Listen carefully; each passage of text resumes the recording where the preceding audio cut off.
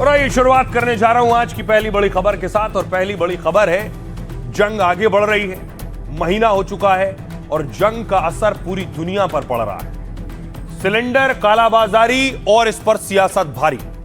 पहली तस्वीर आपको दिखाऊं, महाराष्ट्र के अमरावती की तस्वीर आप देख रहे हैं। सिलेंडर की लंबी चौड़ी लाइन लगी हुई है। सरकार का दावा है कि जिन शहरों में, जिन इलाकों में अफवाह फैल रही है, उसके बाद ज्यादा से ज्यादा संख्या में लोग पहुंच रहे हैं। दूसरी वजह कालाबाजारी और जमाखोरी है।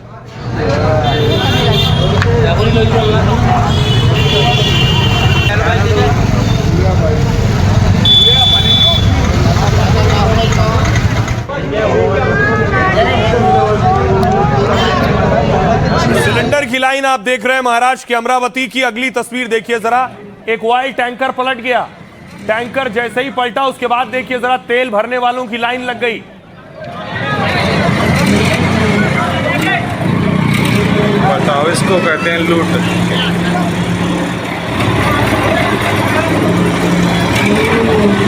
यूपी के आगरा की तस्वीर आप देख रहे हैं।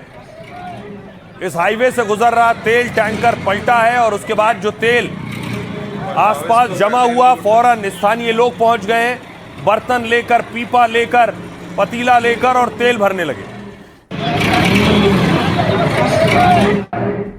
दूसरी तरफ हैदराबाद में देखिए क्या हो रहा है। हैदराबाद में गैस की शॉर्टेज को लेकर लोग प्रोटेस्ट करने लगे।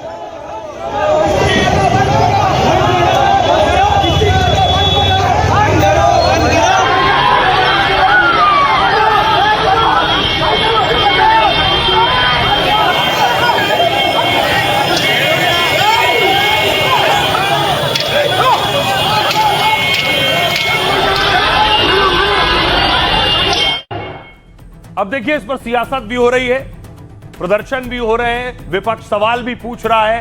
विपक्ष कह रहा है दिक्कत है, संकट है, सरकार कह रही है पूरी तैयारी है। यह तस्वीर आप देख रहे हैं, लखनऊ की तस्वीर है। आम आदमी पार्टी के कार्यकर्ताओं ने प्रदर्शन किया।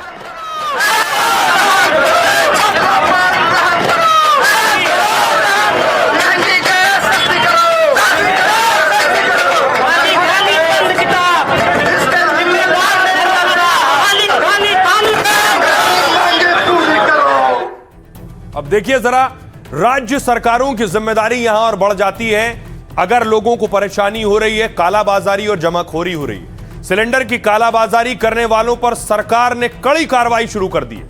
24 घंटे में करीब 2500 जगहों पर छापेमारी की गई है। इन छापों में करीब 2000 गैस सिलेंडर जब्त किए गए। इसके साथ ही 500 लोगों को कारण बताओ नोटिस जारी किया गया है। 2 दिनों में 1 करोड़ से ज्यादा गैस सिलेंडर बुक कर लिए गए। इनमें से 92 लाख सिलेंडरों की आपूर्ति हो चुकी है। अब देखिए जरा उत्तर प्रदेश का हाल क्या। यूपी में लगभग 13 जगहों पर पुलिस ने छापेमारी की है। 15,000 से ज्यादा सिलेंडर जब्त किए जाने का दावा किया गया यूपी में। और सिलेंडर कालाबाजारी के मामले में कुल 16 लोगों की यूपी में गिरफ्तारी हो चुकी है। यूपी में 25 गैस एजेंसियों के खिलाफ एफआईआर दर्ज की गई। देश की राजधानी दिल्ली, करीब 2000 सिलेंडर पुलिस ने जब्त किए हैं। दिल्ली में 76 जगहों पर छापेमारी हुई है। 20 से ज्यादा एफआईआर दर्ज की गई है दिल्ली में। गैस एजेंसी मालिक, डिलीवरी मैन समेत 10 से ज्यादा लोगों को अरेस्ट किया गया है। मध्य प्रदेश देखिए जरा, मध्य प्रदेश में करीब 3000 गैस सिलेंडर जब्त किए गए हैं, जबकि इस मामले में 2000 से ज्यादा जगहों पर छापा मारा गया है। 9 एफआईआर दर्ज की गई हैं। कई लोग कालाबाजारी के आरोप में अरेस्ट हुए। हरियाणा की स्थिति देखिए, हरियाणा में अब तक 800 से ज्यादा सिलेंडर जब्त किए गए, जबकि सिलेंडर की कालाबाजारी पर 8 एफआईआर दर्ज की गई। हरियाणा पुलिस ने 50 से ज्यादा लोगों पर कार्रवाई की है। अलग अलग राज्य अपने स्तर पर एक्शन ले रहे हैं, लेकिन अब लोगों में डर है, दहशत है, अफवाह है, इसलिए भारी भीड़ जुट रही है। लोग फौरन सिलेंडर बुक करना चाहते हैं। दावा सरकार का ये, बहुत से लोगों के पास पहले से सिलेंडर है लेकिन डर है, इसलिए तुरंत दूसरा सिलेंडर बुक करना चाहते हैं। अब इस बीच देखिए धोखाधड़ी, ठगी और लूट शुरू हुई कैसे। सिलेंडर के नाम पर ठगी कैसे हो रही है। गैस पर मची अफरा तफरी पर साइबर ठग एक्टिव हो गए। सिलेंडरों के नाम पर लोगों को ठगी का शिकार बना रहे। ऐसा ही एक मामला मुंबई से सामने आया, जहां 1100 रुपए के गैस बिल के नाम पर 12 लाख रुपए की ठगी की गई। दरअसल मुंबई के कारोबारी को मोबाइल पर मैसेज आया मैसेज में चेतावनी दी गई कि वो अपना गैस बिल तुरंत जमा कर दें, ऐसा ना करने पर उनका गैस कनेक्शन काट दिया जाएगा। कारोबारी ने जब बिल भुगतान किया तो उनके पास ठगों का फोन आया। फोन करने वाले ने कहा कि भुगतान अभी तक उनके सिस्टम में अपडेट नहीं हुआ है। बिल अपडेट कराने में मदद के लिए कारोबारी को एक लिंक भेजा जा रहा है मोबाइल पर। जैसे ही कारोबारी ने उस लिंक पर अपना ब्यौरा और ओटीपी डाला, उनके बैंक खाते से तुरंत 12 लाख रुपए कट गए। अब इस मामले में कारोबारी ने साइबर थाने में शिकायत दर्ज कराई है। साइबर ठग इसके अलावा कई और तरीकों से भी ठगों को अंजाम दे रहे हैं ठगी को। जैसे गैस बुकिंग के लिए फर्जी वेबसाइट या व्हाट्सएप नंबर भेजा जा रहा है, जिसमें बैंक डिटेल और ओटीपी डालते ही सीधे बैंक खाते में सेंधमारी होती है। ऐसे साइबर ठगी से बचने के लिए सावधानी बरतना जरूरी है। कंपनी की ओर से जारी लिंक नंबर या व्हाट्सएप के जरिए ही सिलेंडर बुक करें। किसी भी असुविधा की स्थिति में कंपनी के आधिकारिक नंबर पर फौरन संपर्क करें और इसके अलावा अपनी गैस एजेंसी पर जाकर भी मदद प्राप्त की जा सकती है।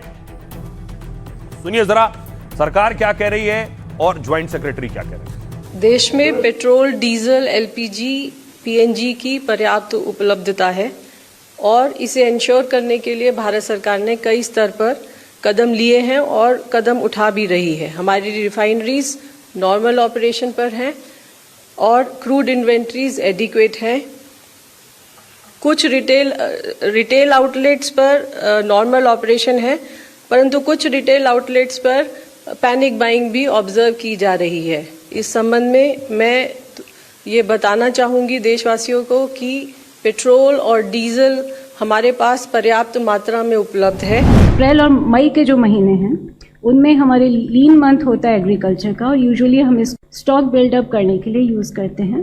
पूल मैनेजमेंट कमेटी के माध्यम से हमने स्पॉट बेसिस पे टेंडर किए और हमारा अच्छा प्रोडक्शन 80% तक हो गया है सभी यूरिया यूनिट्स में। हमारे विभाग ने सभी ऑयल रिफाइनरीज को डायरेक्शंस दी है कि सल्फर या और इससे संबंधित कुछ भी इंटरमीडिएट है उसकी पूरी सप्लाई करें। बहुत से खास तौर से रेस्टोरेंट मालिक जो हैं वो परेशान हैं। उन्होंने दूसरा विकल्प खोज लिया है। ये आप देख रहे हैं, जहां गैस का बर्नर और चूल्हा होता था वहां इंडक्शन लगा दिया और इंडक्शन पर काम हो रहा है।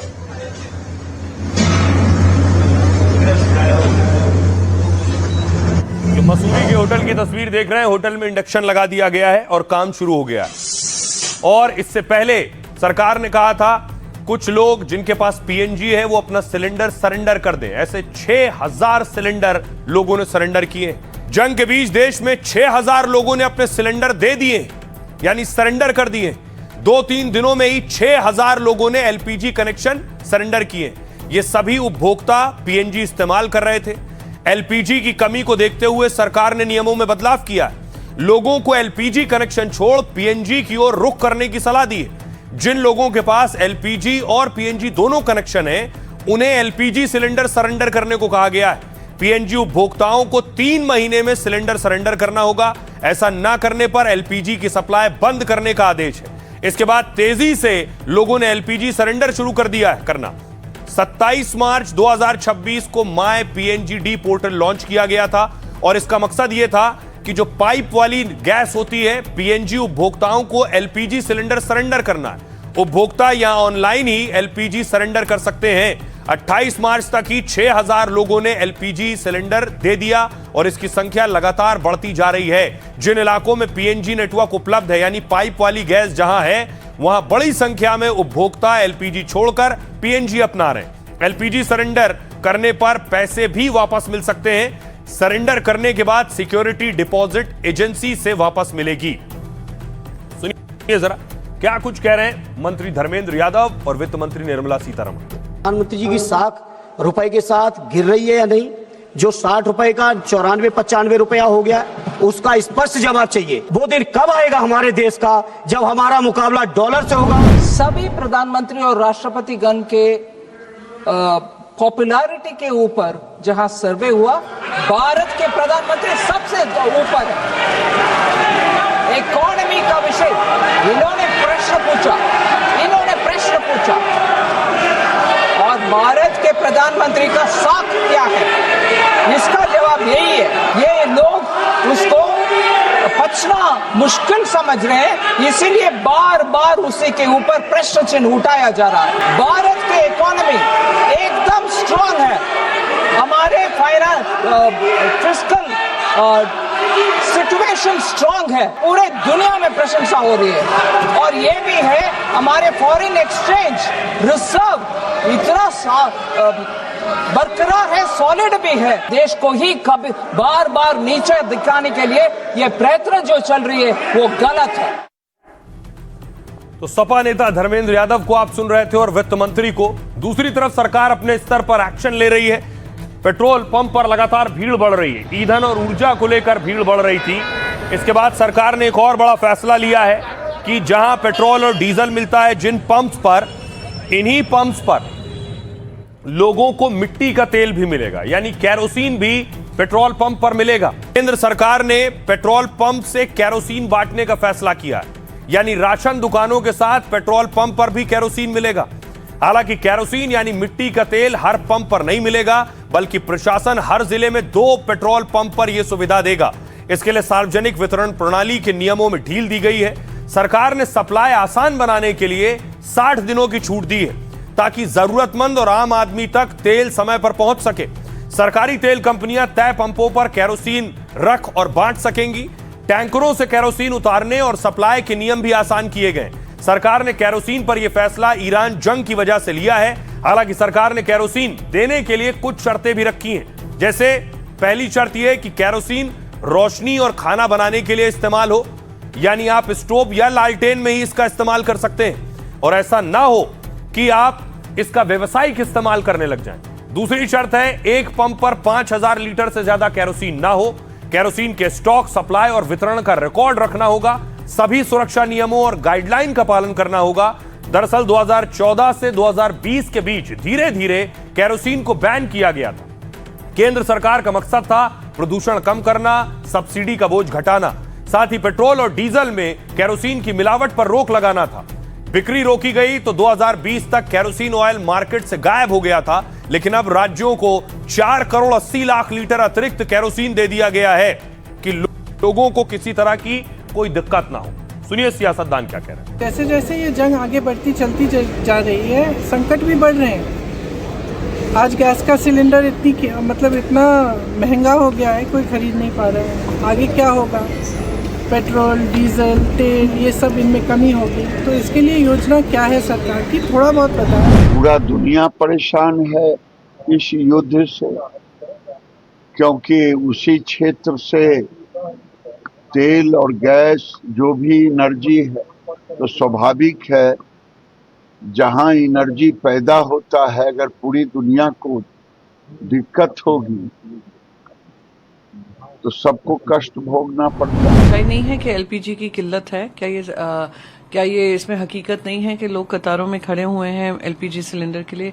क्या इसमें कोई हकीकत नहीं है कि कैसे एक्साइज ड्यूटी कट की है क्योंकि पेट्रोल के दाम नहीं बढ़ने चाहिए क्योंकि आपके पास इनफ स्टॉक रिजर्व्स नहीं था? हमने भारत के लिए पूरी क्लियरेंस नहीं दिया है, और जो भी क्रूड ऑयल है, जो भी पेट्रोल, डीजल है, गैस है, वो आने में कोई दिक्कत नहीं है।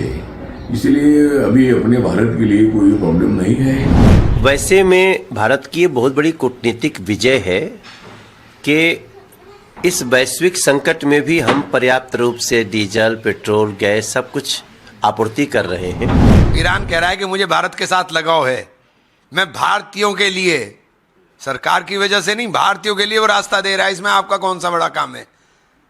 हमारे तो सारे जहाज निकलते हैं, ये 10-20% ना निकलते, हमारे सारे जहाज निकलते अगर आप सही फैसला लिए होते। तो विरोधी विपक्ष सरकार पर सवाल उठा रहे हैं। सरकार अपनी सफाई दे रही है, लेकिन ये जो हाल है, दुनिया में इससे बदतर हाल है। दुनिया के देशों के हालात क्या है मैं आपको बताऊं, और जंग जैसे जैसे आगे बढ़ रही है, दुनिया के हाल खस्ता और खराब होते जा रहे हैं। ये चीन की तस्वीरें आप देख रहे हैं, फिलीपींस की तस्वीरें, श्रीलंका, बांग्लादेश, सब जगह देखिए जरा। पेट्रोल पंप पर लाइनें लगी हुई हैं, कहीं पेट्रोल पंप खाली हो चुके हैं। हालात ये हैं, और न सिर्फ ईंधन बल्कि और बहुत जरूरी सामान और कारोबार भी प्रभावित हो रहा है।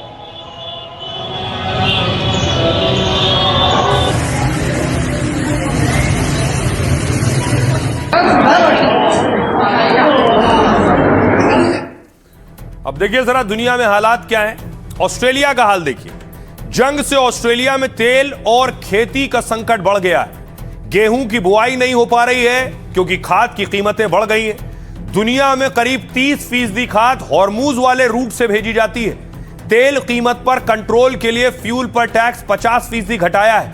ऑस्ट्रेलिया के प्रधानमंत्री एल्बनीज ने जल्द जंग खत्म करने की मांग की है और पूछा है कि ट्रंप ईरान में अपना मकसद साफ करें कि आखिर ट्रंप चाहते क्या हैं। ब्राजील देखिए जरा। ईरान युद्ध के चलते चीनी महंगी हो सकती है। दुनिया के सबसे बड़े चीनी उत्पादक ब्राजील में संकट बढ़ गया है।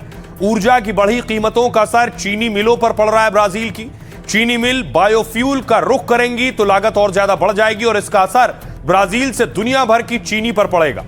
पाकिस्तान का हाल देखिए जरा। पहले से कमजोर पाक की अर्थव्यवस्था और चरमरा गई। पाकिस्तान का शेयर बाजार रिकॉर्ड निचले स्तर पर चला गया है। आटा, चावल, दाल जैसी चीजों की कीमतें बेतहाशा बढ़ने लगी। तेल गैस के संकट को देखते हुए पाकिस्तान बड़े कदम उठा रहा है। PSL जैसे बड़े खेल आयोजन खाली स्टेडियम में हो रहे हैं। पाकिस्तान का क्रिकेट टूर्नामेंट है ये। दूसरी तरफ बांग्लादेश, जो बांग्लादेश कपड़ों के निर्यात के लिए बहुत मशहूर है, उस बांग्लादेश के हवाई अड्डों पर कपड़ों का ढेर लगा हुआ। वजह ईंधन की कमी और जगह एयर स्पेस बंद है।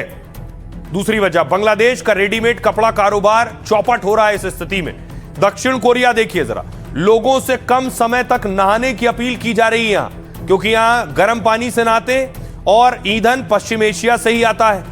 ईरान जंग के चलते यह सप्लाई चेन टूट गई है। थाईलैंड के पीएम ने लोगों को एसी कम चलाने की सलाह दी है। ऊर्जा बचाने के लिए दूसरे तरीके अपनाने को भी कहा है और पीएम खुद छोटी आस्तीन वाली शर्ट पहनने लगे, ऐसा दावा है, ताकि गर्मी कम लगे और पंखा एसी की जरूरत कम पड़े।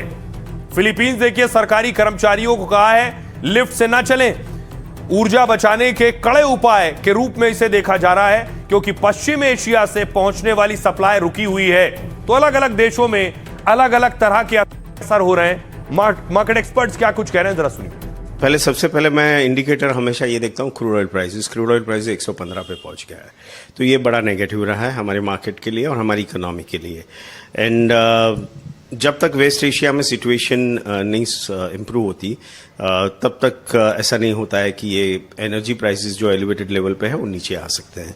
और जाहिर है कि उसका नेगेटिव इम्पैक्ट हमारी इकोनॉमी पे पड़ेगा। और अगर हमारी इकोनॉमी पे नेगेटिव इम्पैक्ट पड़ता है, क्योंकि ये हाई एनर्जी प्राइसेस काफ़ी इन्फ्लेशनरी होगा, तो उसकी वजह से डिमांड में थोड़ा सा स्लम्प आ सकता है और जिसकी वजह से कॉर्पोरेट के टॉप लाइन और अर्निंग्स में फ़र्क आ सकता है। दूसरी बात यह है कि डी एस्केलेशन के कोई आसार नहीं दिख रहे हैं अब तक। जो भी चल रहा है कि दोनों पार्टी जो है वो एग्रेशन मोड में है और उसको चलते आज भी नर्वसनेस मार्केट में छाई हुई। पाकिस्तान में महंगाई का आलम क्या है ये आपको बताऊं। महंगाई कहां पहुंच गई पाक में। पेट्रोल देखिए 321 रुपए प्रति लीटर है पाकिस्तान में। डीजल 355 रुपए प्रति लीटर मिल रहा है। सिलेंडर 5135 रुपए में है और केरोसिन मिट्टी का तेल 433 रुपए प्रति लीटर है। कच्चा तेल, अब सोचिए पाकिस्तान के पास दावा है 11 दिन का स्टॉक बचा है कच्चे तेल का। एलपीजी सिलेंडर जो है वो 9 दिन का स्टॉक है सिर्फ। डीजल 21 दिन का स्टॉक बचा है और पेट्रोल का 27 दिन का स्टॉक बचा है। दवाइयों का हालत देखिए जरा। दवाइयां 500% महंगी हो गई। इंसुलिन इंजेक्शन 4720 रुपए का है पाकिस्तान में। थायराइड की दवा 290 रुपए में। विटामिन बी की दवा 600 रुपए में है और दूध 240 रुपए प्रति लीटर मिल रहा है। तो पाकिस्तान में हालत बद से बदतर है। एक रोटी रेस्टोरेंट में लेंगे, एक रोटी 180 रुपए तक पहुंच गई। प्याज 60 रुपए प्रति किलो हो गई है। आलू 50 रुपए प्रति किलो है और चिकन 60 रुपए किलो मिल रहा है। चिकन 600 रुपए किलो मिल रहा है। यह हालत है कि पाकिस्तान के लोग ना सब्जी दाल खा पा रहे हैं और ना मांस मच्छी खा पा रहे हैं। इसलिए अब ट्रंप को डर है। ईरान से जंग के बीच क्या तैयारी है? क्या अमेरिकी राष्ट्रपति को मौत का डर सता रहा है? क्या दुनिया के सबसे शक्तिशाली देश के राष्ट्रपति को हमले का डर है? जिस ट्रंप ने खुफिया बंकर में हमला कर खमनेई को खत्म कराया, क्या उन्हें अपनी सुरक्षा के लिए नए बंकर की जरूरत महसूस हो रही है? और क्या इसलिए व्हाइट हाउस में वो अंडरग्राउंड सेफ हाउस बनवा रहे हैं? जहां गोलियों का असर नहीं होगा और ड्रोन से हमला नहीं किया जा सकेगा। ट्रंप ने बाकायदा तस्वीरें जारी कर खुफिया तहखाने का खुलासा किया है और कहा कि हम ऐसा बंकर बनवा रहे हैं जो पूरी तरह से बुलेट प्रूफ और बम प्रूफ होगा। गोली मारी जाएगी तो कांच में फंस जाएगी, ड्रोन छत से टकराकर बिखर जाएगा। ट्रंप का जहां बंकर बन रहा है उसे व्हाइट हाउस का बॉल रूम कहा जाता है और खबर है कि बॉल रूम के नीचे एक बड़ा मिलिट्री कॉम्प्लेक्स बन रहा है। इसमें ट्रंप खुफिया और सैन्य मीटिंग लेंगे, जरूरी आयोजन भी यहां होंगे। मिलिट्री कॉम्प्लेक्स ऐसे डिजाइन किया जा रहा है कि कोई हमला ना हो सके। यहां मिसाइल या रॉकेट अटैक होने पर भी इस बंकर नुमा कॉम्प्लेक्स को कुछ नहीं होगा। और इसी मिलिट्री कॉम्प्लेक्स के एक हिस्से में ट्रंप के लिए खास बंकर बन रहा है। ये बंकर कब तक पूरी तरह बनकर तैयार होंगे ये जानकारी सामने नहीं आई है, लेकिन खबर यह है कि ट्रंप ने खतरे को देखते हुए इसे जल्दी पूरा करने का आदेश दिया है। अब सुनिए जरा खुद ट्रंप की जुबानी उनके दिल में जो खौफ है उसकी कहानी। बॉलरूम के नीचे एक खास कॉम्प्लेक्स बनाया जा रहा है। व्हाइट हाउस में इसका निर्माण कार्य जारी है और हम बहुत अच्छा काम कर रहे हैं। हम तय समय से आगे चल रहे हैं। बॉलरूम के नीचे मिलिट्री कॉम्प्लेक्स का एक शेड बनाया गया है। इसमें हाई क्वालिटी का बुलेट प्रूफ कांच लगा है। सभी खिड़कियां बुलेट प्रूफ हैं। मुझे लगता है कि कुछ खिड़कियों के बारे में जो बातें कही जा रही हैं वो नकली हैं। हमारे पास कोई नकली खिड़की नहीं है। हमारे पास बुलेट प्रूफ खिड़की और ऐसे शेड हैं जिसमें ड्रोन हमलों का भी असर नहीं होगा। हम उस वक्त में पहुंच गए हैं जहां ये सब करना पड़ रहा है, लेकिन यही सच है। सोचिए, दुनिया के सबसे ताकतवर देश का राष्ट्रपति इस हालत में पहुंच गया है कि अपने घर में बंकर बना रहा है, वो भी उसे बताना पड़ रहा है। क्यों? उस हालत में पहुंचने के पीछे वजह ये, क्योंकि ईरान सिर्फ इजराइल पर हमला नहीं कर रहा है, हर जगह हमला कर रहा है जो अमेरिका से जुड़ा हुआ है। यह अमेरिकी रडार स्टेशन पर ईरानी हमला हुआ है, यूएई में, संयुक्त अरब अमीरात में।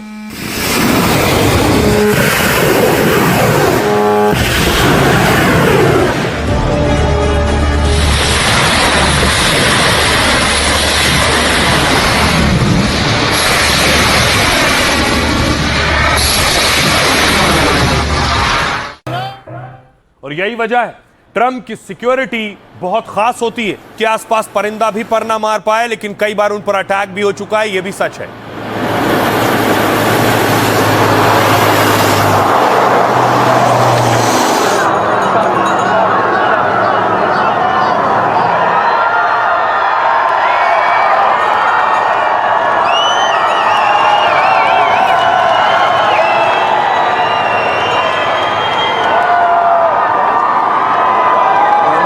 राष्ट्रपति बहुत खास और कड़ी सुरक्षा में रहते हैं। चारों तरफ उनके देखेंगे आप तो अलग अलग तरह के खास सिक्योरिटी एक्सपर्ट्स हैं, यानी जो सुरक्षा माहिर हैं। कहा जाता है अमेरिकी राष्ट्रपति की सुरक्षा में 300 एजेंट तैनात होते हैं जो अलग अलग स्तर पर राष्ट्रपति के लिए मजबूत सुरक्षा घेरा बनाते हैं। डोनाल्ड ट्रंप के आसपास भी अमेरिका के ट्रेंड कमांडो तैनात होते हैं। ट्रंप की सुरक्षा का बड़ा जिम्मा यूएस सीक्रेट सर्विस एजेंसी संभालती है। 1865 में बनी सीक्रेट सर्विस अमेरिका की सबसे अनुभवी एजेंसी है जो करीब 125 साल से अमेरिकी राष्ट्रपतियों की सुरक्षा करती है। इसलिए आधुनिक और ट्रेंड जवान 24 घंटे ट्रंप के आसपास रहते हैं, चाहे वो व्हाइट हाउस हो या कहीं यात्रा पर हो या फिर चुनावी सभा ही क्यों ना हो। अब देखिए जरा उन सिक्योरिटी में एक और दस्ता है, प्रेसिडेंशियल प्रोटेक्टिव डिवीजन के एजेंट ट्रंप के सबसे करीब होते हैं। ये अत्याधुनिक हथियार, बॉडी आर्मर और बॉडी कैमरों से लैस होते हैं। ये जवान आपात स्थितियों के लिए विशेष रेस्क्यू में माहिर होते हैं। 2024 में हुए हमले में यूएस सर्विस एजेंट ने ही ट्रंप को बचाया था और इसके बाद किसी हमले की आशंका हो तो काउंटर असॉल्ट टीम भी होती है ट्रंप की सिक्योरिटी में। तुरंत एक्शन लेने वाले कमांडो राष्ट्रपति को सुरक्षित जगह ले जाते हैं। ट्रंप जहां भी जाते हैं वहां पहले ही K9 यूनिट पहुंच जाती है। स्पेशल डॉग स्क्वाड से लैस ये यूनिट बम विस्फोटक का पता करती है और इसके अलावा ट्रंप के कार्यक्रम के आसपास स्नाइपर्स तैनात किए जाते हैं। ऊंची इमारतों और छतों पर स्नाइपर्स टीम बंदूकों से लैस होती है जो संदिग्धों पर नजर रखने के लिए साथ ही टारगेट को ध्वस्त करती है। इसके अलावा ट्रंप किले की तरह सुरक्षित एयरफोर्स 1 विमान में हवाई यात्रा करते हैं। इसे सुरक्षा देने के लिए अमेरिकी फाइटर जेट साथ में होते हैं। इस तरह की सुरक्षा में अमेरिका के राष्ट्रपति होते हैं, यानी दुनिया का सबसे ताकतवर मुल्क का राष्ट्रपति सबसे ताकतवर सुरक्षा घेरे में होता है। सुनिए जरा क्या कुछ कह रहे हैं ईरान के कमांडर। अमेरिकी और जानवी दुश्मनों को हराकर सबक सिखाएंगे। जिस तरह अमेरिका और इजराइल ने ईरान के लोगों को निशाना बनाया है, बेगुनाहों पर हमले किए हैं, हम दुश्मनों को भी उसी भाषा में जवाब देंगे। मिडिल ईस्ट में अमेरिकी और इजरायली कमांडर को बख्शेंगे नहीं। हम उनके ठिकानों पर बमबारी करेंगे और उन्हें खत्म कर देंगे। अब देखिए इस स्थिति में ट्रंप बड़ी तैयारी में, और वैसे ही तैयारी जैसे इजराइल कर रहा है, ग्राउंड ऑपरेशन। ये तस्वीर देखिए, इजराइल ने लेबनान में ग्राउंड ऑपरेशन किया, ट्रंप ईरान में ग्राउंड ऑपरेशन करना चाहते हैं। इजराइल ने लेबनान में फौज अंदर दाखिल कर दी, ट्रंप ईरान में ऐसी अपनी फौज उतारना चाहते हैं।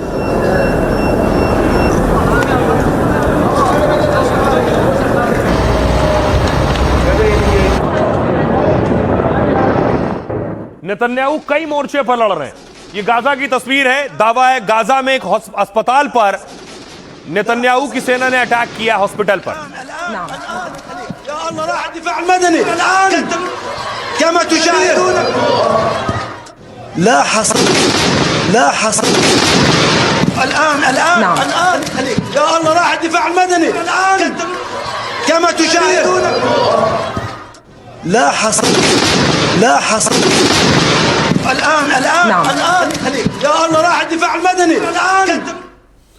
इसके अलावा इजराइल ने देखिए जरा ईरान पर भी अटैक किया, यानी ईरान हो, गाजा हो, लेबनान हो, तीनों जगह इजराइल अटैक कर रहा है।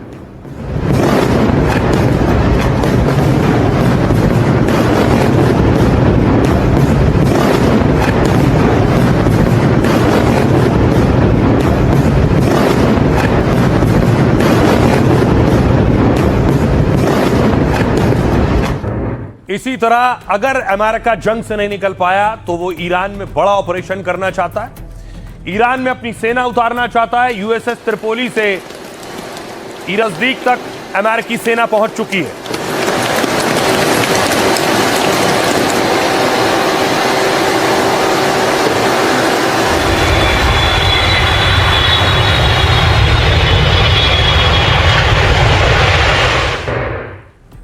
ट्रंप के 3 टारगेट हैं ईरान में कब्जा करने के। पहला टारगेट कौन सा है, पहली कौन सी जगह जिस पर ट्रंप कब्जा करना चाहते हैं, और यह है ईरान का मैप। ईरान के नक्शे में आप देखेंगे यूएई देख रहे हैं, यूएई के आगे आपको दिखाई दे रहा है हॉर्मूज। उससे पहले देखिए जो ब्लिंक कर रहा है यह है खार्क द्वीप। यहां एक आइलैंड है, ईरान से लगभग 25 किलोमीटर दूर यह आइलैंड है। ट्रंप इस आइलैंड पर कब्जा करना चाहते हैं क्योंकि इसी आइलैंड पर ईरान का सारा तेल मौजूद है। ट्रंप यहां अटैक करके अपनी सेना उतार के इस आइलैंड को कब्जाना चाहते हैं। देखिए जरा, यह है वो आइलैंड, ऐसा दिखता है समंदर के बीचों बीच, और ईरान से लगभग 25 से 30 किलोमीटर दूर यह आपको दिखाई दे रहा है। ऑयल डिपो नजर आ रहे हैं, गैस के पाइप्स नजर आ रहे हैं। यहां लगभग 90% ईरान का ईंधन यही है। ट्रंप ने कहा वो ईरान का तेल अपने कंट्रोल में लेना चाहते हैं। जंग में पहली बार ट्रंप ने खुलकर ईरान के तेल पर यह बात कही है। एक इंटरव्यू में ट्रंप ने कहा मेरी पसंदीदा चीज है ईरान का तेल लेना। कुछ अमेरिकी कहते हैं आप ऐसा क्यों कर रहे हैं, लेकिन वो बेवकूफ है। ईरान का तेल कब्जाने के लिए अमेरिका के पास कई विकल्प हैं। हो सकता है हम ईरान से उनका खार्क द्वीप ले लें। ट्रंप कह रहे हैं ईरान करीब 90% तेल इसी खार्क द्वीप पर से निर्यात करता है। खबर है कि यहां अभी करीब 2 करोड़ बैरल तेल स्टोर है। तेल के इस खजाने पर कब्जे के लिए ट्रंप बड़ा ऑपरेशन कर सकते हैं। किस इस तरह से अमेरिकी जेट बमबारी से ईरान के मिसाइल और रडार सिस्टम पहले यहां तबाह करेंगे जो खार्क में है। ईरान के 150 किलोमीटर के हवाई क्षेत्र पर ऐसा दबदबा रखेगा अमेरिका कि वो हमला ना कर सके, यानी फाइटर भेजेगा, अटैक करेगा और 150 किलोमीटर के दायरे को कब्जा लेगा। और उसी वक्त अमेरिका के मरीन कमांडो खार्क पर जमीनी हमला शुरू कर देंगे और अमेरिका के एयरबोर्न डिवीजन के सैनिकों को भी हवाई लैंडिंग कराई जा सकती है। यहां पर अमेरिका ने हाल में एयरबोर्न के 3000 जवानों को उतारने का फैसला किया है। अमेरिका के खास जवान 18 घंटे में दुनिया में कहीं भी तैनात हो सकते हैं। पैराशूट, विमान से छलांग लगाने में माहिर हैं ये जवान, जमीनी हमले में भी माहिर होते हैं। लेकिन खार्क आइलैंड पर कब्जा करना ट्रंप की सेना के लिए खतरनाक हो सकता है। खार्क के पास ईरान ने भारी सैन्य तैनाती पहले से कर रखी है। खबर है कि बड़ा मिसाइल भंडार भी यहां पर है। दावा है कि ईरान ने यहां चारों तरफ खुफिया माइंस भी बिछाई हुई हैं। IRGC के सैनिकों की तैनाती और यहां एयर डिफेंस भी बढ़ा दिया गया है। यानी ईरान अमेरिकी सैनिक और उनकी कोशिश को नुकसान पहुंचा सकता है। 13 मार्च को अमेरिका ने खार्क पर हमला किया था, लेकिन बड़ा नुकसान नहीं कर पाया था। तो यहां अगर अमेरिका अपनी सेना भेजेगा तो नुकसान उठाना पड़ सकता है। सुनिए जरा ट्रंप क्या कह रहे हैं। मुझे ईरान में एक डील होती दिख रही है। हाँ, ये जल्द ही हो सकती है। हम ईरान के साथ तय समय से आगे हैं। हम तय समय से कई हफ्ते आगे हैं और हमारे पास एक ग्रुप है। ये सच में ईरान में एक नई सरकार है। ये लोगों का एक नया ग्रुप है, ऐसे लोग जिनसे हमने पहले कभी डील नहीं किया है, जो बहुत समझदारी से काम कर रहे हैं। हमने आज कई टारगेट तबाह किए और हम उनसे सीधे और अप्रोक्ष रूप से बातचीत कर रहे हैं। उन्होंने हमें हॉर्मुज़ स्ट्रेट से तेल की 20 बड़ी नाव भेजी और ये कल सुबह से अगले कुछ दिनों तक चलेगा। अब ट्रंप के पहले टारगेट के बाद ईरान में ट्रंप का दूसरा टारगेट है जिस पर कब्जा करना चाहते हैं ट्रंप। वो दूसरा टारगेट कौन सा है? इससे पहले अमेरिका के ने उनके न्यूक्लियर साइट्स पर अटैक किया था। ये अमेरिकी अटैक की तस्वीरें हैं, जून 25 की तस्वीरें हैं। ईरानी परमाणु ठिकानों पर ये हमले हुए थे और ठिकाने तबाह किए गए थे। ये ठिकाने थे नतांज और इस्फहान। आपको बताऊं, इन ठिकानों पर कब्जा क्यों करना चाहते हैं? यहां से यूरेनियम निकाल कर ले जाना चाहते हैं ट्रंप। ये आप देख रहे हैं, ये इस्फहान है और ये नतांज है। इन दो जगह पर अमेरिकी सेना उतरेगी और यहां से यूरेनियम निकाल कर ले जाएगी। ईरान के इन दो शहरों में बड़े परमाणु केंद्र मौजूद हैं और इस्फहान में एक अंडरग्राउंड सुरंग है। इस्फहान में, नतांज में ईरान का एक परमाणु प्लांट है। साथ ही IAEA international atomic energy agency के मुताबिक इसी दो जगहों पर यूरेनियम हो सकता है ईरान का। अमेरिका ने हमले में यहां भारी नुकसान पहुंचाया था ईरान को। यूरेनियम को 40 से 50 खास सिलेंडरों में यहां रखा गया है। खास तरह के सिलेंडर होते हैं, वो मैं भी आपको दिखाऊंगा। यूरेनियम के लिए ही ईरान इतनी लंबी जंग लड़ रहा है अब तक अमेरिका से। अमेरिका भी इसी यूरेनियम के लिए इतना नुकसान करा चुका है अपना अब तक। अब देखिए जरा वो यूरेनियम कहां है, अमेरिका वहां ऑपरेशन कैसे करेगा, अपनी फोर्स कैसे भेजेगा, ये बताता हूं। ये जो आप सिलेंडर देख रहे हैं, ऐसे ही सिलेंडर में यूरेनियम भरा जाता है। उसके बाद इसे तेजी से घुमाया जाता है। जितनी तेजी से घूमेगा, इसके अंदर जो यूरेनियम भरा है वो शुद्ध होता जाएगा। यही है यूरेनियम। यहीं पहुंचना चाहते हैं ट्रंप और यूरेनियम उठाना चाहते हैं, लेकिन कैसे? जंग के बीच ईरान से यूरेनियम निकालना बड़ी चुनौती है।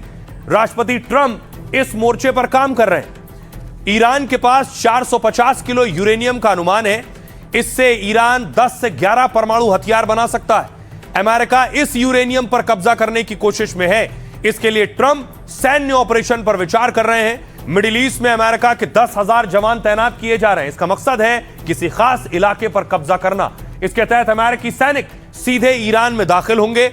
उन्हें यूरेनियम को सुरक्षित रखना है और फिर फौरन बाहर निकलना है। यह पूरी प्रक्रिया बेहद जोखिम भरी होगी ट्रंप की सेना के लिए। इस ऑपरेशन में सैनिकों की सुरक्षा और खतरे पर भी ध्यान रखना जरूरी है। सूत्रों के मुताबिक ट्रंप ने सैनिक विकल्प पर फाइनल फैसला भी नहीं लिया है। एक्सपर्ट के मुताबिक पहले इस इलाके पर हवाई हमले किए जाएंगे ताकि ईरान की सेना को व्यस्त रखा जा सके। इसके बाद थल सेना की हवाई लैंडिंग कराई जाएगी और इनका सामना न्यूक्लियर फैसिलिटी में तैनात ईरानी सैनिकों से होगा। इसके बाद अमेरिकी सैनिक साइट पर कब्जा करेंगे और एक स्पेशल यूनिट को मौके पर बुलाया जाएगा। इन्हें न्यूक्लियर हथियारों को निष्क्रिय करने की ट्रेनिंग मिली हुई है, क्योंकि रेडिएशन लीक के खतरे से भी बचना जरूरी है। इस मिशन में कई दिन या शायद हफ्ता भी लग सकता है। तो ये सारी चीजें ट्रंप के प्लान के हिसाब से है। सुनिए जीडी बख्शी क्या कह रहे हैं। हम स्पेशल फोर्सेस, डेल्टा फोर्स और सील और ये सब डाल के जो 450 किलो एनरिच यूरेनियम है उसको पकड़ के निकाल के ले आएंगे। मजाक है। Success of such an operation zero. आप बड़े सारे अच्छे मरीन्स मरा देंगे। आप चाहे मेवन AI लगाइए, ये लगाइए, वो लगाइए, आपका नुकसान अच्छा खासा होगा और ऑपरेशन की सफलता के चांस तकरीबन यहाँ पे तो जीरो हैं और बाकी जगह 90% फेलियर के चांस। ऐसे में कोई अपनी बेशकीमती मिलिट्री जाने चवन्नी में नहीं डालता, लेकिन डोनाल्ड ट्रंप साहब गैम्बल करने को तैयार हैं। 2 टारगेट मैंने आपको ट्रंप के बता दिए। जीडी बख्शी कह रहे हैं हलवा है क्या, सेना भेजकर कुछ करना। लेकिन तीसरा टारगेट भी ईरान में है ट्रंप का। तीसरा टारगेट है, ये आप देख रहे हैं, स्ट्रेट ऑफ हॉर्मूज के पास है केशम आइलैंड। यही जगह है जहां से ईंधन के जहाज नहीं गुजर पा रहे हैं। यही ईरानी सेना जो भी जहाज गुजरता है उसे फोड़ देती है। केशम आइलैंड यहां नजदीक है। अमेरिका चाहता है अगर इस केशम आइलैंड पर मैंने कब्जा कर लिया तो यहां से जहाज सुरक्षित तरीके से निकल पाएंगे, क्योंकि इससे पहले अमेरिका के कई जहाज और इजराइल के कुछ जहाज दावा किया गया यहां से गुजरने की कोशिश कर रहे थे। कई जहाजों पर ईरान ने अटैक कर दिया और उसके बाद देखिए इस जगह से जो जहाज गुजर रहे थे उनका यह हाल और हश्र हो गया। इसमें अमेरिकी जहाज होने का भी दावे किए गए।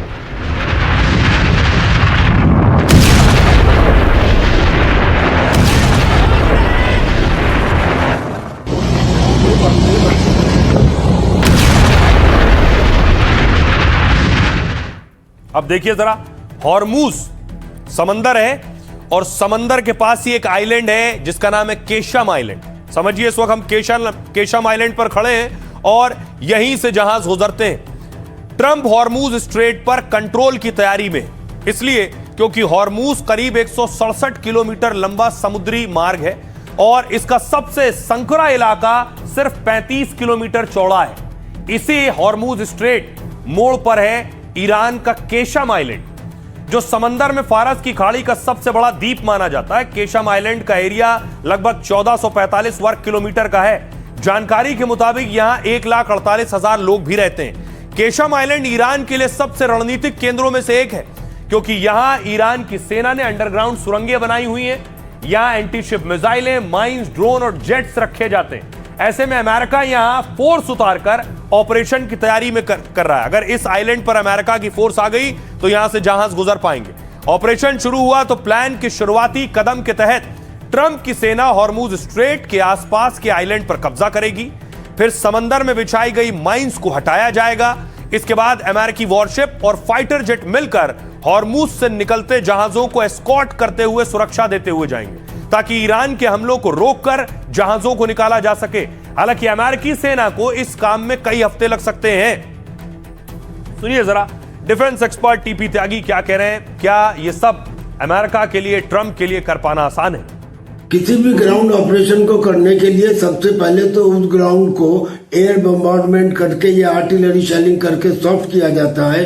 फिर उसके बाद उसमें एयरबॉर्न पैराट्रूपर्स उतारे जाते हैं। हो सकता है कि वो फैब्रिकेटेड बंकर्स के अंदर उतारे जाएं और फिर उसके बाद एम्फीबियस ऑपरेशंस किए जाते हैं। लेकिन ईरान ने पर्शियन गल्फ में सभी आइलैंड, खार आइलैंड से लेके और केशम आइलैंड तक उसके नीचे टनल बनाई हुई है, जिसमें उनके एंटी शिप मिसाइल्स हैं, नेवल ड्रोन्स हैं, मिनी सबमरीन्स हैं और सुसाइड बोट्स हैं। ग्राउंड ऑपरेशन करना इस स्थिति में मैं समझता हूँ दीवार में सिर टकराने जैसा होगा, लेकिन इसे ही तो डिसेप्शन और सरप्राइज कह सकते हैं। हो सकता है कि बताया जा रहा हो ग्राउंड ऑपरेशन और प्लान कोई दूसरी हो, और इसमें डोनाल्ड ट्रंप तो माहिर है।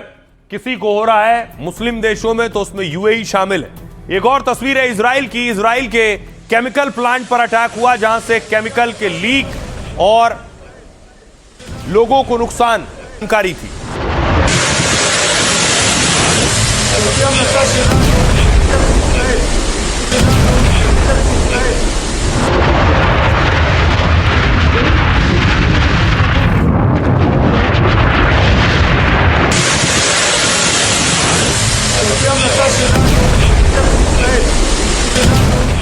ईरानी हमले के बाद इजराइल का हाल आप देख रहे हैं। अब देखिए, हर देश को मार रहा है ईरान।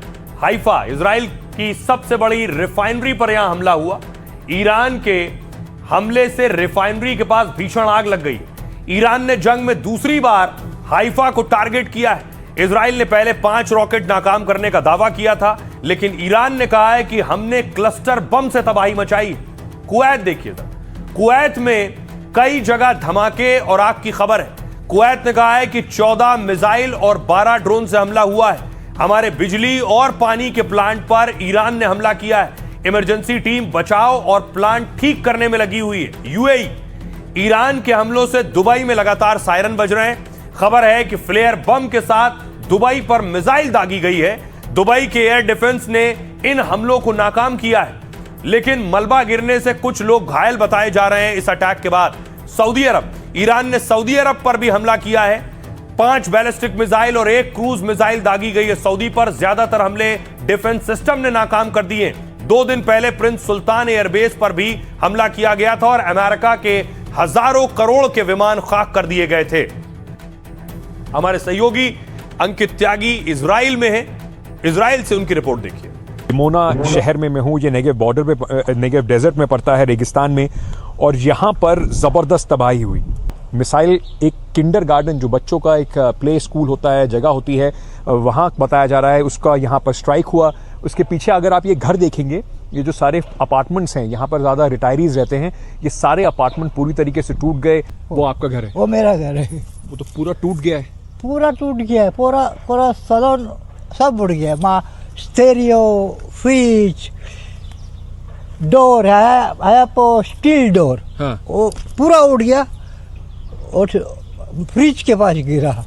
मैं ज़रा आपके फ़ोन पे दिखाता हूँ। ये मिसाइल अलर्ट अभी आया है और हम लोगों को जिस यहाँ से जो बंकर जो है उसमें जाना होगा। मैं ज़रा आपको दिखाता हूँ इस शेल्टर के अंदर भी ले जाके। ये जो शेल्टर है ये ज़मीन से 2 मंजिल नीचे है। कई अलग अलग कमरे हैं, कई लोगों को यहाँ पर रहने की जगह है। और ये जो इस वक्त यहाँ पर इस्तेमाल जो हो रहा है, ये वॉलंटियर्स जो अलग अलग जगहों से बच्चे आए हुए हैं उनके लिए इस्तेमाल हो रहा है। उनका कमांड एंड कंट्रोल सेंटर के तौर पर इस्तेमाल हो रहा है। यहाँ पर वो वॉलंटियर्स रहते हैं, उनके खाने पीने का इंतज़ाम यहाँ पर किया गया है। और ये जंग के मैदान से अब बात चुनावी जंग की, और आज बड़ा दिन था। बहुत से सियासतदानों ने नॉमिनेशन फाइल की। चुनाव आया और फ्री वाला मौसम भी लाया, फ्री भी खूब बट रहा है। देखिए जरा, आज केरल में राहुल गांधी प्रचार कर रहे थे और राहुल अलग रंग में नजर आ रहे थे। राहुल गांधी जिंदाबाद, राहुल गांधी जिंदाबाद,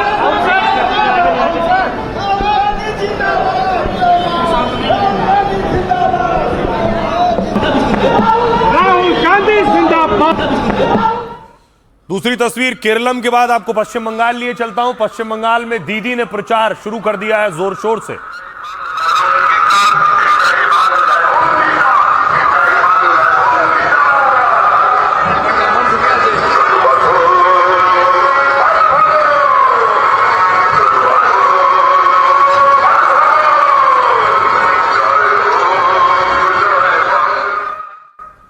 दूसरी तरफ दीदी के प्रतिद्वंदी और विरोधी शुभेंदु अधिकारी ने आज नॉमिनेशन फाइल किया, नामांकन दाखिल किया। বিধি দ্বারা প্রতিষ্ঠিত ভারতের সংবিধানের প্রতি সম্পূর্ণ শ্রদ্ধা।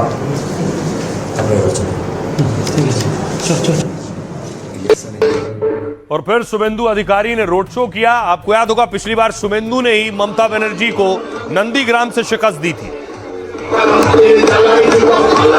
पहला दिन से ही धमाका, पहला दिन से ही बीजेपी का धमाका, और ये चलता रहेगा। लेकिन ममता बनर्जी ने चुनाव में मुद्दों की रणनीति बदल ली है।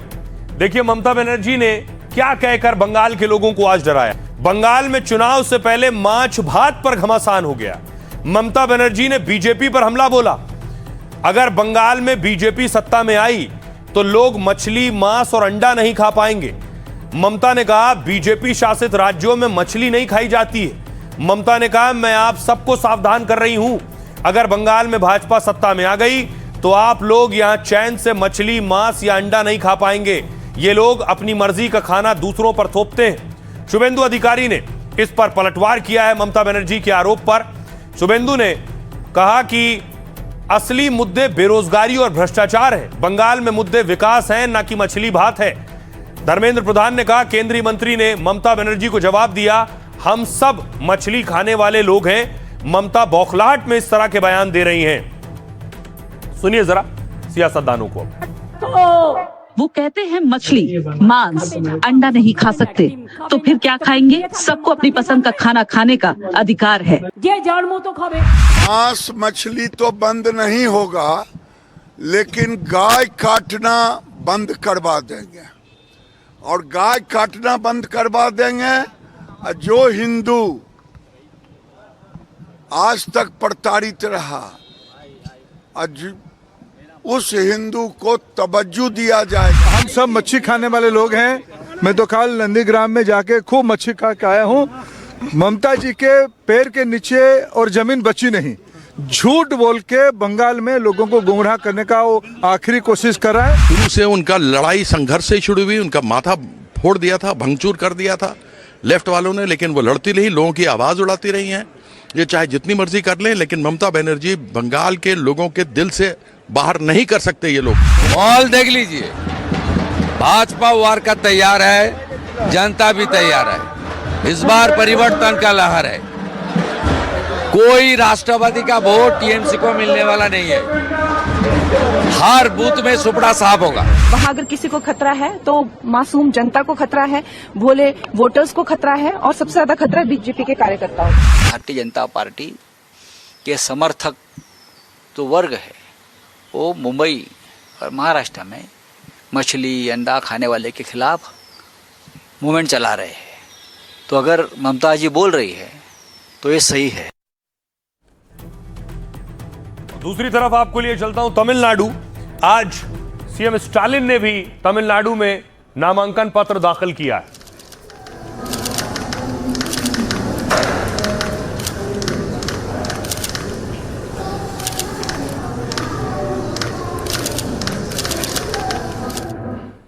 और आइए अब आपको बताऊं, जिन जिन राज्यों में चुनाव है वहां फ्री वाली योजनाएं कैसे छप्पर फाड़ शुरू हो गई।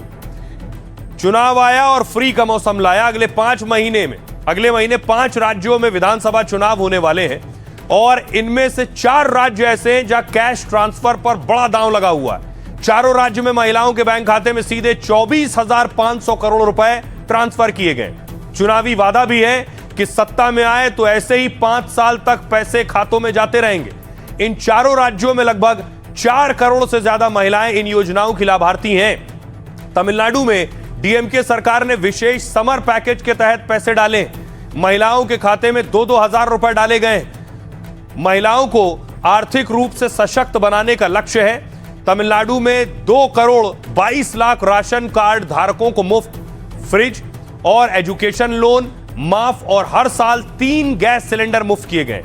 डीएमके के चुनावी घोषणा पत्र में 8,000 रुपए कूपन योजना का ऐलान किया गया है। महिलाओं को घरेलू इलेक्ट्रॉनिक सामान खरीदने या बदलने के लिए कूपन मिलेंगे।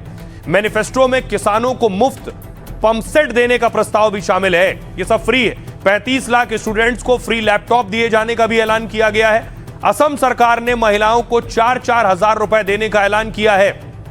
असम में बिहू बोनस योजना के तहत ये पैसे दिए जा रहे हैं। साथ ही असम में कांग्रेस ने भी कैश देने का वादा किया हुआ है। हर महिला को कारोबार के लिए 50,000 रुपए दिए जाएंगे। केरलम में लेफ्ट सरकार ने स्त्री सुखम नगद योजना भी शुरू कर दी है, जिसके तहत 10 लाख महिलाएं हर महीने 1,000 रुपए प्राप्त कर रही हैं। केरलम में कल्याण पेंशन स्कीम में अभी 62 लाख लोग हैं। इनकी पेंशन भी 600 रुपए बढ़ाकर 2,000 रुपए की गई है। कांग्रेस ने यहां महिलाओं को मुफ्त बस टिकट का वादा किया है। युवतियों को 1,000 और 25 लाख तक के बीमा का ऐलान किया गया है। ममता सरकार ने लक्ष्मी भंडार स्कीम लागू की हुई है। इस स्कीम में फरवरी में 500 रुपए की बढ़ोतरी की गई है। अगले साल इस योजना में 5,000 करोड़ देने पड़ेंगे और इसी स्कीम से 2021 के चुनाव में ममता को जीत दिलाई थी।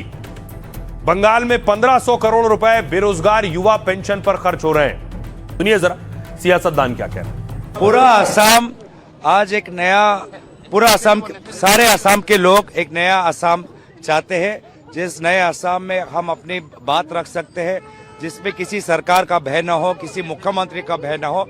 और यही नया असम हम गुवाहाटी के अंदर भी लोगों के बीच में जो आशा है वो देख पा रहे हैं। बहुत ज्यादा प्यार है।